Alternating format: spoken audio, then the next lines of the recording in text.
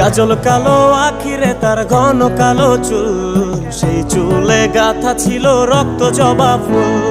তার জন্যে জীবন আমার ধরতে পারি বাজি, 7 সমুদ্র 13 নদী পারি দিতেও রাজি। কাজল কালো আখিরে তার ঘন কালো চুল, সেই চুলে গাথা ছিল রক্ত জবা ফুল। তার জন্যে জীবন আমার ধরতে পারি বাজি, 7 সমুদ্র 13 নদী পারি দিতেও রাজি। না পাইলে তার দেখা যাব রে মরিয়া, না পাইলে তার দেখা যাব রে মরিয়া। এক সুন্দরী মাইয়া আমার মন নিল কারিয়া, করো যদি তোমরা তারে দাও গো আনিয়া।